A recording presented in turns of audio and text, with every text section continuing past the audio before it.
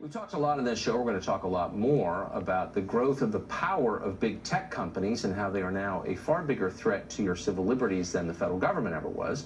Now, the head of a social media network says that Google is censoring his company. How? Bill Ottman is the co-creator of Mind.com, and he joins us in the studio tonight. Bill, thanks for coming on. Thanks for having me. Google is trying to censor your company. How?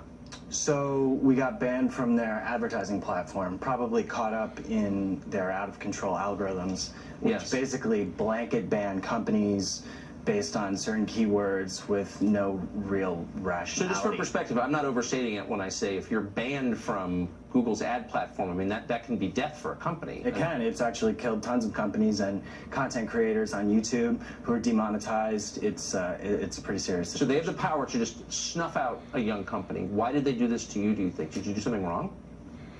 Probably some keyword. They got caught up in their algorithms, but it's actually a symptom of a bigger problem of censorship, algorithm manipulation happening on all of the major social networks. And so we're actually building our own ad network to battle this, and it's going to be completely transparent on the blockchain so that everyone can see what's happening with our system, where it's completely open source, anyone can inspect it, peer review it.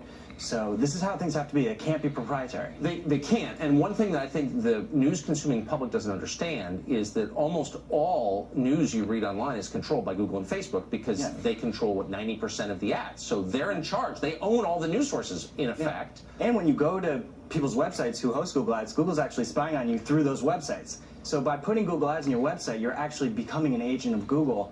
So that's why we need transparent, more freedom-based ad platforms to emerge which don't spy on people by default. So you're challenging one of the most complete monopolies in American life. Why would they let you do that? Why would it's not about them letting us do that. It's, I mean, decentralization, open source, blockchain, transparent social networks are emerging, and there's really nothing they can do about it. Hopefully they will transform. That's what you can hope.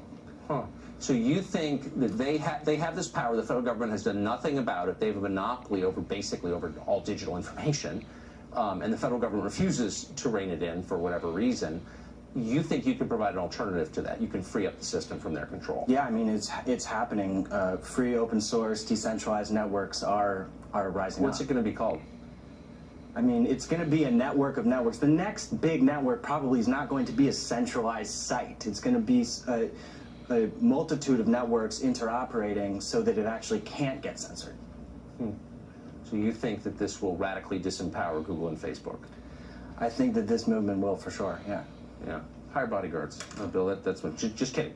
But Godspeed, and we'll definitely be rooting for you. That would be transformative, I think, in ways that people don't even fully understand, but we're definitely on your side. Thanks. Thanks, Tucker.